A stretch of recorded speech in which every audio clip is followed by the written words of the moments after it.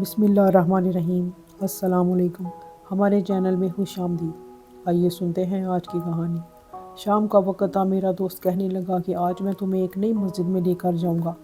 مسجد اتنی خوبصورت ہے کہ وہاں تراویح پڑھ کر تمہیں ایسا محسوس ہوگا کہ تم نے مکہ مکرمہ میں تراویح پڑھی ہے۔ ایک تو مسجد کا صحن بہت شاندار ہے، صحن میں مانو تو شیشے والی ٹائلز لگی ہوئی ہیں اور دور دور تک روشنی ہی روشنی پھیلی ہوئی ہے۔ تو وہاں چل کر دیکھو، باقی سبھی مسجدیں تم بھول جاؤ گے۔ میں بھی تجسس میں آ گیا تھا، اور مجھے کیا پتا تھا کہ مسجد میں جانے کے بعد ہمارے ساتھ وہ ہوگا کہ خوف سے ہمارے رونگٹے کھڑے ہو جائیں گے۔ مغرب کے بعد فوراً ہم مسجد الحرمین کی طرف روانہ ہو گئے۔ واقعی مسجد کی شان ہی الگ تھی، چاروں طرف روشنیوں میں گھری ہوئی یہ مسجد نہایت خوبصورت لگ رہی تھی۔ ہم لوگ مسجد میں داخل ہوئے تو تراویح کا وقت ہو رہا تھا۔ جلدی جلدی وضو کیا اور صف میں کھڑے ہو گئے۔ ابھی 2 تراویح ہی پڑھ پائے تھے کہ مجھے اپنے کانوں میں سائیں سائیں کی آوازیں سنائی دینے لگیں، جیسے کوئی بہت بڑا درندہ ہے جو اونچی آواز میں سانس لے رہا ہے۔ عموماً ایسی آواز کسی بڑے جانور کی ہوتی ہے، لیکن میں نے تراویح پر دھیان دیا۔ میں اپنے ذہن کا دھیان ہٹانا نہیں چاہتا تھا، اس لیے میں نے اپنی تراویح پر ہی توجہ دینے لگا۔ مگر جیسے جیسے وقت آگے بڑھ رہا تھا، سانسوں کی آواز میں تیزی ہوتی جا رہی تھی۔ جب یہ آواز اس قدر بڑھ گئی کہ اسے نظر انداز نہیں کر سکتا تھا تو میں نے آنکھ اٹھا کر اوپر دیکھا۔ میری تو مانے جان ہی نکل گئی۔ امام صاحب کے عین پیچھے، جہاں وہ نماز پڑھا رہے تھے، کالے رنگ کا ایک موٹا اژدہا بیٹھا تھا، میری آنکھوں کی طرف دیکھ رہا تھا۔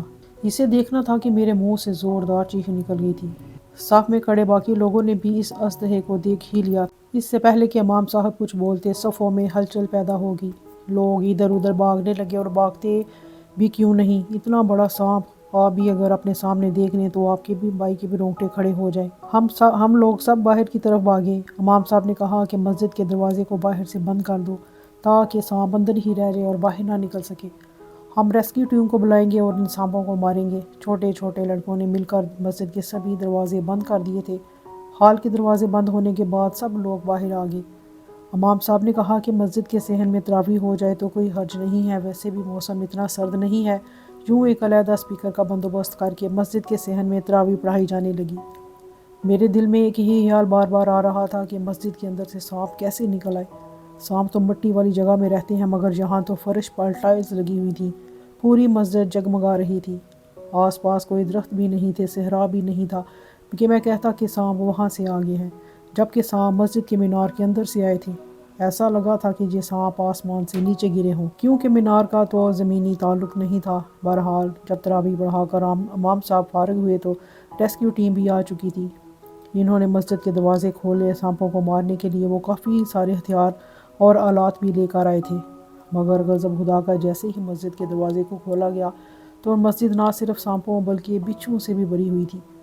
ایسا لگتا تھا کہ دنیا بھر کے سانپ اور بچھو اس مسجد میں جمع ہو گئے ہیں۔ مجھے تو حیرت ہو رہی تھی کہ اس مسجد میں اتنا سارا گند کیسے آیا۔ امام صاحب نے کہا کہ اتنے خطرناک حشرات کی موجودگی میں سب لوگوں کا یہاں کھڑے رہنا خطرے سے خالی نہیں ہے، اس لیے مسجد کو فوری طور پر خالی کروایا گیا۔ ریسکیو ٹیم نے وہ بچھو اور سانپ وغیرہ چن چن کر مار دیے تھے۔ انہوں نے مسجد میں سپرے بھی کر دیا اور مسجد کو اچھے طریقے سے چیک بھی کیا گیا۔ مینار میں اس قسم کی کوئی چیز نہیں تھی جس سے کوئی سانپ، بچھو، کیڑا مکوڑا مسجد کے اندر داخل ہو سکے۔ اچھے طریقے سے پوری مسجد کو چیک کرنے کے بعد پورے 1 دن کے لیے خالی کر دیا گیا تھا، کیونکہ رمضان کے مہینے میں مسجد یوں بھی زیادہ استعمال ہوتی ہیں۔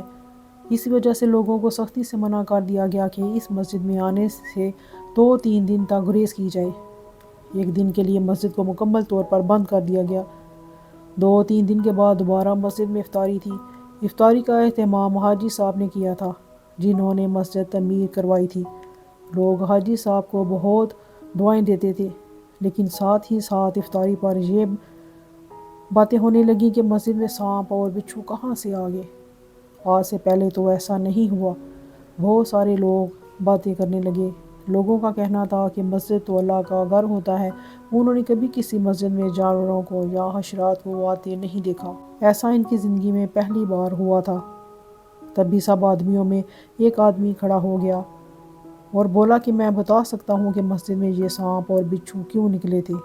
سب لوگ حیرت سے دیکھنے لگے، کیونکہ سبھی کے ذہنوں میں یہ سوال بار بار آ رہا تھا کہ جب مینار بھی اوپر سے بند تھا، سانپ وغیرہ بھی اندر نہیں آ سکتے تھے، تو پھر یہ ماجرا کیوں کر ہوا؟ اس آدمی نے سب سے وعدہ لیا کہ ہم یہ بات کسی اور کو نہیں بتائیں گے۔ ہم لوگ سوچ بھی نہیں سکتے تھے کہ وہ ایسی بات کرے گا۔ کہنے لگا کہ دوستو تم لوگ غور کرو تو یہ سب کچھ اس امام مسجد کی وجہ سے ہوا ہے۔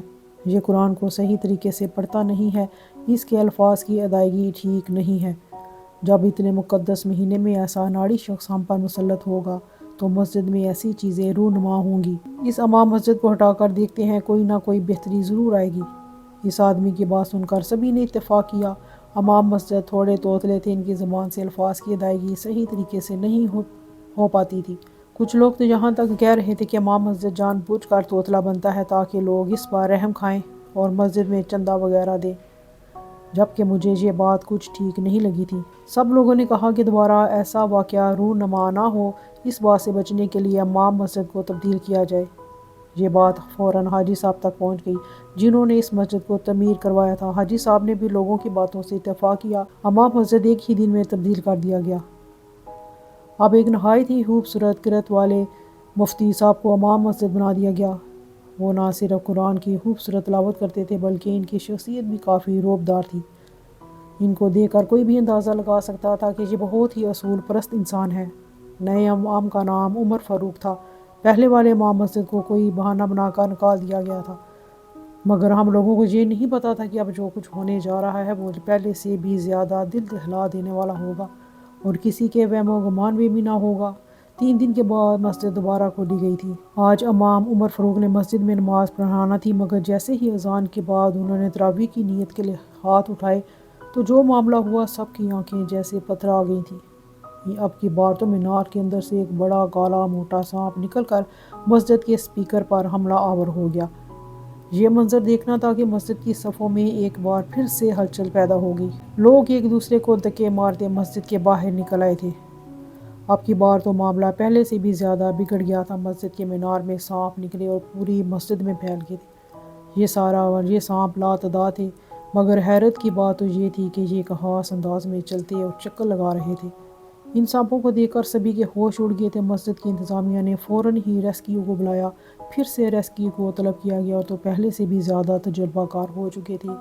1 ہی گھنٹے میں مسجد کا صفایا تو کر دیا گیا، مگر لوگوں میں خوف و ہراس پھیل چکا تھا۔ کسی میں بھی ہمت نہیں ہو رہی تھی کہ وہ دوبارہ جامع مسجد الحرمین میں جا سکے۔ سب کی آنکھیں حیرت کے مارے پھیل گئی تھیں۔ کسی کو سمجھ نہیں آ رہا تھا کہ یہ سب کچھ کیا ہوا ہے۔ جتنا لوگوں کے دلوں میں خوف و ہراس تھا، اتنی ہی زیادہ حیرت بھی تھی۔ ہر ایک شخص کے ذہن میں لاتعداد سوالات تھے اور انہی میں سے ایک میں بھی تھا۔ میں تو اس مسجد کے قریب ہی گھر میں رہتا تھا۔ سوچنے لگا کہ اگر یہ سانپ کہیں سے آتے ہیں، ان کا کوئی ٹھکانہ ہے، تو کل کو پورا علاقہ اپنی لپیٹ میں لے لیں گے تو ہم لوگوں کا کیا ہوگا؟ یہ بات ہمارے لیے پریشانی اور حیرت کی تھی، مگر کسی کی سمجھ میں بات نہ آنے پر ایک اور فیصلہ کیا گیا کہ مسجد میں کیمرہ لگایا جائے گا۔ 3 دن تک مسجد دوبارہ بند کر دی گئی تھی۔ مسجد میں کیمرہ لگانے کا مقصد یہ تھا کہ سانپ جس بھی وقت مسجد میں نکلیں، انہیں اسی وقت ریکارڈ کر لیا جائے اور دیکھا جائے کہ یہ سانپ کہاں سے آتے ہیں اور کہاں جاتے ہیں۔ مگر ہمیں کیا پتہ تھا کہ کیمرہ لگانے سے معاملہ اور بھی گمبھیر ہو جائے گا۔ امام مسجد نے یہ ذمہ داری مجھے سونپ دی۔ ایک کمرے میں اکیلے لے جا کر انہوں نے مجھے یہ بات بڑی رازداری سے کہی۔ بولے بیٹا، پہلے تو لوگوں نے اس مسجد کے امام پر شک کیا تھا، مگر ان کا وہ شک بھی دور ہو گیا۔ مجھے لگتا ہے کہ یہ معاملہ کوئی اور ہی ہے۔ میں چاہتا ہوں کہ اس کیمرے کی دیکھ بھال تم کرو، کیمرے کی ریکارڈنگ پر ہر لمحہ نظر رکھو اور دیکھو کہ جو سانپ تراویح کے وقت اچانک باہر نکل آتے ہیں، آخر ان کا ٹھکانہ کیا ہے، وہ کہاں سے آتے ہیں؟ کیا مسجد کی دیواروں میں کوئی نقص ہے یا پھر مسجد تعمیر کسی غلط طریقے سے کی گئی ہے کہ کچھ بھی سمجھ نہیں آتا؟ یہ بات سننے کے بعد میں نے امام صاحب سے کہہ دیا کہ میں ان کی بات پر پورا عمل کروں گا۔ اگرچہ تراویح سنت موقدہ ہے، اسے کوئی مسلمان چھوڑ نہیں سکتا، لیکن مسجد کی وجہ سے میرے لیے یہ بات مجبوری بن گئی تھی کہ میں تراویح چھوڑ کر کیمرے پر نظر رکھوں، کیونکہ سب لوگ اس بات کے گواہ تھے کہ یہ سانپ اسی وقت نمودار ہوتے تھے جب تراویح کی نماز پڑھائی جاتی تھی۔ تراویح کی نماز کے دوران یہ سانپ اچانک نمودار ہو جاتے تھے۔ میں نے بھی کمر کس لی تھی۔ میں نے سوچا کہ اب میں ہر صورت میں اس معاملے کی تہہ تک پہنچ کر رہوں گا۔ میں نے ایک لمحہ بھی کوتاہی نہیں کی اگلے دن شروع ہونے سے پہلے میں کیمرے کی ریکارڈنگ پر نظر جما کر بیٹھ گیا۔ میں بس اسی لمحے کو ڈھونڈ رہا تھا جب سانپ مسجد کے محراب کے اندر سے نکلیں گے۔ پھر ایک عجیب واقعہ میری نظروں نے دیکھا کہ میری آنکھوں کے سامنے ہی انہوں نے یہاں پر کافی زیادہ افطاریاں بھی کروائی تھیں۔ رمضان میں وہ لوگوں کا خاص خیال رکھتے اور ان میں راشن بھی بانٹتے تھے۔ حاجی صاحب کو یہ بات بتائی گئی کہ مسجد کے اندر سانپ نکلنے کا واقعہ پیش آ رہا ہے، اس کی وجہ سے ہمیں تکلیف ہو رہی ہے، پورا علاقہ خوف و ہراس کی لپیٹ میں آ گیا ہے۔ آپ یہ بتائیں کہ کن مزدوروں نے یہ مسجد تعمیر کی تھی تاکہ ان سے پوچھا جا سکے کہ یہاں پر کیا معاملہ رہ چکا ہے۔ حاجی صاحب نے عجیب بات کہی، کہنے لگے کہ میں نے تو بس اس مسجد کو تعمیر کرنے کے پیسے دیے تھے، یہ مسجد اصل میں میرے ایک بھائی نے بنوائی ہے، اس کی تعمیر اسی کے حصے میں تھی۔ مسجد کو بنانے کا خیال بھی اسی کا تھا کیونکہ وہ بہت نیک انسان ہے، اس نے لوگوں کی بہت خدمت کی ہے، مگر اس کے پاس روپیہ پیسہ نہیں تھا۔ وہ اپنی زندگی میں دین کی خدمت کرنا چاہتا تھا تو اس نے مجھ سے پیسے لے کر یہ مسجد بنائی ہے۔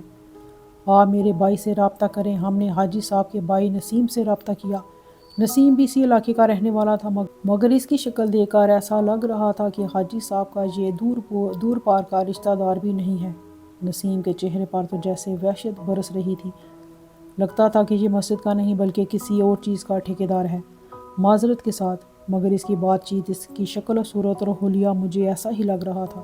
بہرحال میں نے اس سے کوئی بات نہیں کی تھی کیونکہ میں تو عمر میں کافی چھوٹا تھا۔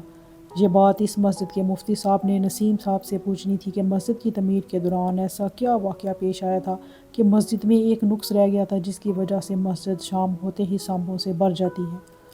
اگرچہ مفتی صاحب یہ بات کر رہے تھے مگر میرے ذہن میں کچھ اور چل رہا تھا۔ میں تو یہ سوچ رہا تھا کہ اگر یہ سانپ قدرتی طور پر کسی ٹھکانے سے آتے ہیں تو پھر یہ تراویح کے وقت ہی کیوں آتے ہیں؟ تراویح کے وقت ایسا کیا ہوتا ہے کہ ان سانپوں کو معلوم ہو جاتا ہے کہ انہوں نے نکلنا ہے اور اسی وقت پر وہ نکلتے ہیں جب مسجد لوگوں سے بھری ہوتی ہے؟ اس کے پیچھے آخر کوئی نہ کوئی حکمت تو ہوگی، میں نے دل میں سوچا تھا، مگر مفتی صاحب نے مجھے یہ بات کرنے کا موقع ہی نہیں دیا۔ میں نے دیکھا کہ مسجد کو بنانے والا نسیم بری طرح گھبرا رہا تھا۔ ہم نے اسے پوچھنے کی کوشش کی مگر اس نے ٹال مٹول سے کام لیا۔ پوچھا کہ مسجد کو بنانے والے مزدور کہاں ہیں تو بھی اس نے سیدھا جواب نہیں دیا۔ کہنے لگا، میں نے تو دوسرے دور علاقے سے مزدور بلوا کر یہ مسجد بنوائی تھی، اسی وجہ سے میرے پاس ان میں سے کسی بھی مزدور کا کوئی رابطہ نمبر نہیں ہے۔ آپ ایسا کر لیں کہ اس معاملے کو یہیں رہنے دیں، مسجد کے اس کمرے کو بند کر دیں تاکہ وہاں پر سانپ تو کیا کوئی انسان بھی نہ جا سکے۔ جس چیز میں مسئلہ ہو اسے چھوڑ دینا چاہیے۔ یہ بات تو ہے لیکن ہمیں معاملے کی تہہ تک پہنچنا ہے۔ ہم لوگوں نے نسیم کو یہی بات کہی اور مسجد واپس آ گئی۔ اہل علاقہ کے مشورے سے یہ بات پولیس تک پہنچائی گئی تھی کیونکہ معاملہ تو پولیس کا ہی تھا۔ مسجد میں سانپ نکلنا کوئی عام بات نہیں، عموماً پولیس میں ایسے لوگ نہیں ملتے جو کہ ایسے معاملے کو سمجھ سکیں، لیکن خوش قسمتی سے ہمیں ایک نیک ایس پی صاحب سے ملاقات ہو گئی۔ انہوں نے ہمیں جو مشورہ دیا اسی نے یہ معمہ حل بھی کیا اور اسی سے ہم سچ تک بھی پہنچ پائے تھے۔ ایس پی صاحب نے کہا کہ جب یہ مسجد اب لوگوں کی پراپرٹی ہے، اب لوگ ہی اس مسجد کے مالک ہیں تو اس کا فیصلہ بھی وہی کریں گے۔ لوگوں کا مشترکہ فیصلہ یہ تھا کہ اس مسجد کو ایک بار اندر سے کھودا جائے، مٹی ہٹائی جائے اور دیکھا جائے کہ اندر ایسا کیا ہے جس کی وجہ سے یہ معاملات ہو رہے ہیں۔ ایس پی صاحب نے صرف کھودنے ہی کی بات کی تھی، یوں فیصلہ ہو گیا کہ مسجد کی ٹائلز کو اکھاڑا جائے گا، مگر اس سے پہلے کہ ہم اس منصوبے کو عملی جامہ پہناتے، حاجی صاحب کا بیٹا جلے پیروں والی بلی کی مانند ہم تک پہنچا اور ساری حقیقت خود ہی بیان کر دی۔ اس کی آنکھوں سے آنسو رواں تھے اور چہرے پر ندامت کا احساس تھا۔ اس کے چہرے سے صاف لگ رہا تھا کہ وہ سخت شرمندہ ہے، اور ہوتا بھی کیوں نہ، اس نے جو جرم کیا تھا وہ اپنی بے گناہ بیوی کے خون سے اپنے ہاتھوں کا رنگا تھا، وہ کوئی معمولی جرم نہیں تھا۔ لیکن کہتے ہیں کہ مظلوم کی یاد ضرور لگتی ہے۔ اس کی بیوی غریب تھی، غریب گھر سے تھی، نسیم کو تو وہ کچھ نہ کہہ سکی۔ ظاہر ہے کہ غریب عورت ایک مرد کے آگے کر کیا سکتی ہے، مگر اللہ غریبوں کے ساتھ کھڑا ہے۔ اللہ نے نسیم کی بیوی کا ایسا بدلہ لیا کہ پوری دنیا کے سامنے اس کی نیک نامی، شہرت اور باپ کی دولت بھی اسے بچا نہیں سکی، اور اس کی حقیقت سب کے سامنے افشاں ہو کر رہی۔ نسیم نے یہ مسجد اپنی بیوی کی لاش پر ہی تعمیر کی تھی، اسی لیے کہ کسی کو اس کے قتل کا شبہ نہ ہو۔ خدا ایسے لوگوں کو ہدایت نہیں دیتا کیونکہ یہ ہدایت کے طلبگار نہیں ہوتے، انہیں تو صرف اپنے گناہوں کی سزا دی جاتی ہے، اور وہ بھی سزا ایسی کہ رہتی دنیا تک عبرت کا نشان بن جائے۔ سچی کہانیاں سننے کے لیے ہمارے چینل کو سبسکرائب کر دیجیے گا۔ اپنا بہت خیال رکھیے گا۔ انشاءاللہ پھر ملاقات ہوگی اگلی کہانی کے ساتھ۔ تب تک اللہ نگہبان۔